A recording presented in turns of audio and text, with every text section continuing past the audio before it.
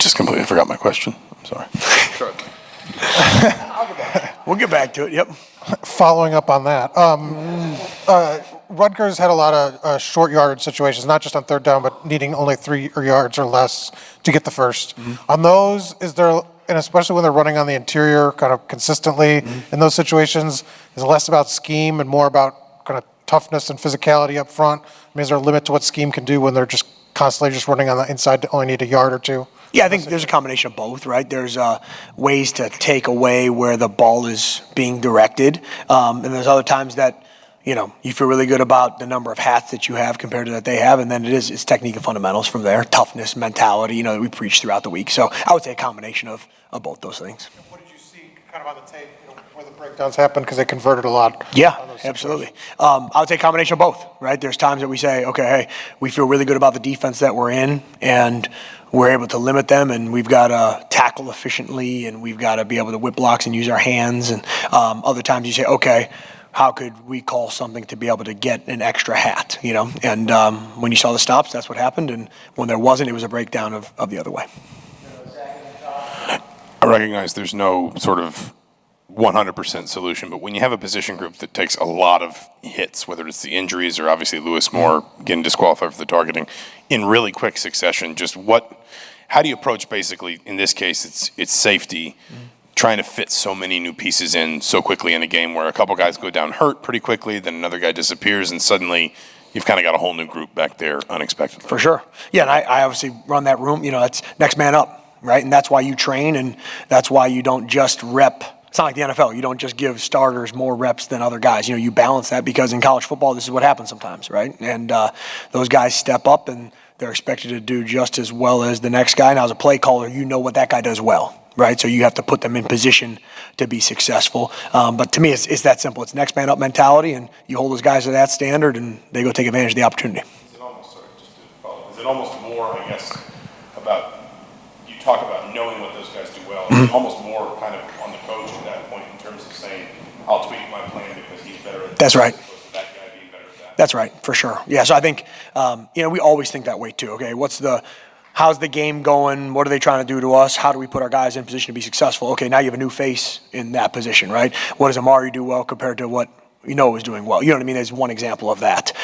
Or Jordan versus what Lewis was doing, from there. So, and then you have to make sure it's tailored to there. It's not just, take whatever scheme you like and smear it over every single guy, right? So same thing you could say from a guy that's a dynamic edge rusher versus a bigger body there, right? Okay, how do you put that guy in position to be successful? So, and we do a lot of, throughout the week, contingency planning for situations like that.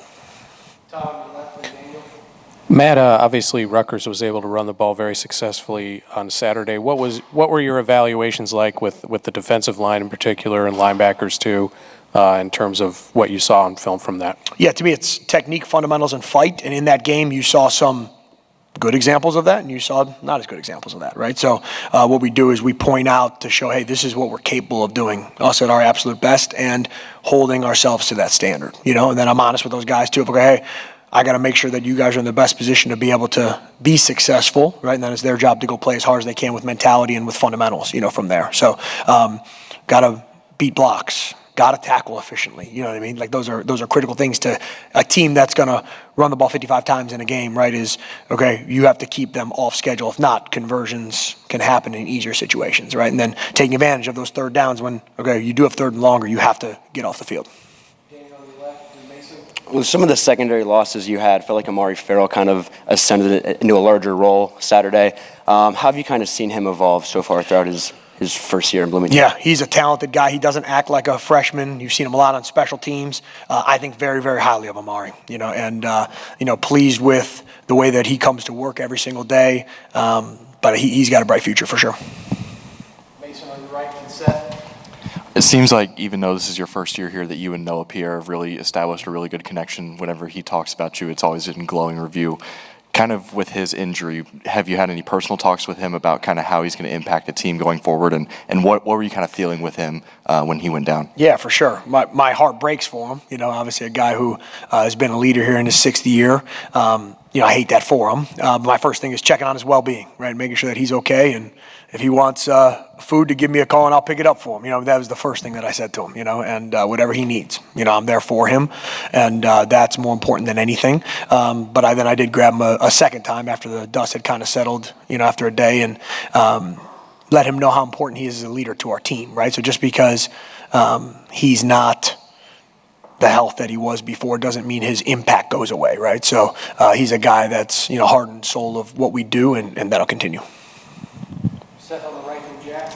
These were the types of questions that were asked a little bit more, I guess, week 1, week 2 of the season. But up to this point in the season, how do you feel like how would you evaluate maybe your own performance as a defensive play caller and just kind of the in-game adjustments and everything? Yeah, for sure. I think there's things that we've done well and things that we need to get better at, and that's, I try to take, like I said to you before, I try to take the emotion out of it and just say, hey, did it work? Did it not work? Are our guys in the best position? What are our teaching methods? And if there's a breakdown, going back to those, you point the thumb, not the finger, and you own it all. And you say, okay, hey, this is the things that we've done well and need to continue, and these are things that we have to get better at.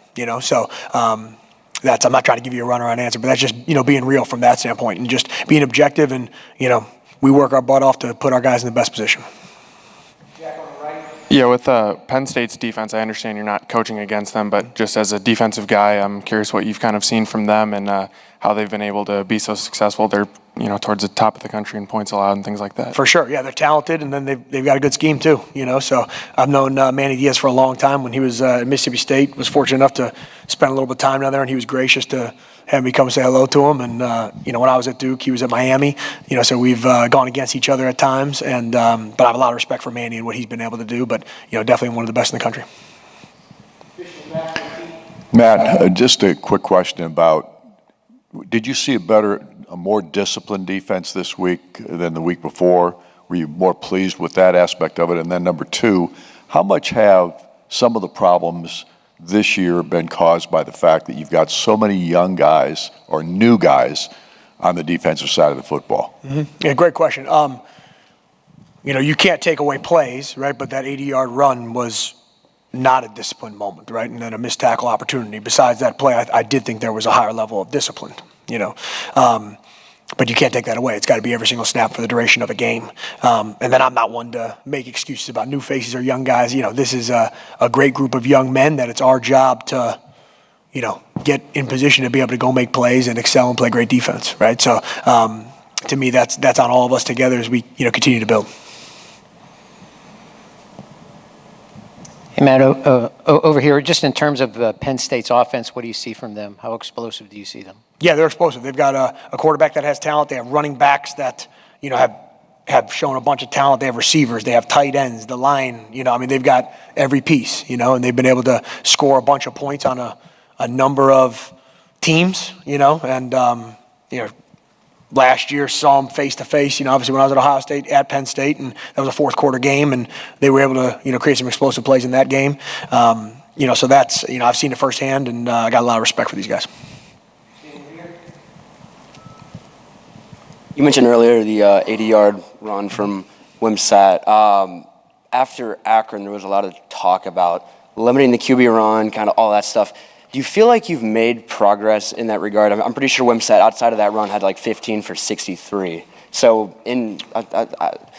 whether it's inside of structure, outside of structure, how do you feel like you guys have kind of improved in that regard? Yeah, it's the results are the results, right? So that run can't happen. So my answer would be it's not good enough, from there. Has there been a focus point, and there been times that it's been better? Yes. And then you look at the designed quarterback run versus scrambles and, run situations, pass situations, we evaluate all that together. But it's got to be better than it is. Go to Zach. This may be a dumb question, and if it is, just tell me. But no such thing. Is there ever an advantage in playing a team like Penn State, coming off a game like Ohio State, not necessarily the idea that maybe it was very physical for them, but that you saw them stress tested maybe as much as they will be in terms of the athletes they had on the other side of the field, just the quality of the opponent. Basically, you're seeing something approaching what would be Penn State's best. Do you get maybe a better look at a team like that in that situation? I don't think at this point in the year, no. Maybe if in early season, or early games in a season, sometimes you see a more vanilla game plan, and a lesser opponent maybe compared to a a top 10 matchup from there. But I think at this point you've seen, who they are and what they want to be from there, and I got a ton of respect for what they do. This might be a question better asked by Zach since he asked it to Tom, but kind of on the premise of the targeting penalty, do you think that there could be some sort of system where there's kind of a less severe penalty for certain instances of targeting versus others, kind of like a flagrant 1, flagrant 2 system? Yeah, I mean, you're talking about judging intent, right? And that's, of course, as a defensive guy, and I totally respect the intent of the rule and understand why it is what it is. That's a situation where there's not malintent. A guy's going to make a play, receiver ducks down last minute. We talk a lot about, like a baseball player, strike zone of where we should tackle and things like that, right? And we coach that really hard. But yeah, it's unfortunate in those situations when a guy's trying to make a routine play and that happens. So I totally respect the intent of the rule and, from that standpoint. But I see it from the other side too.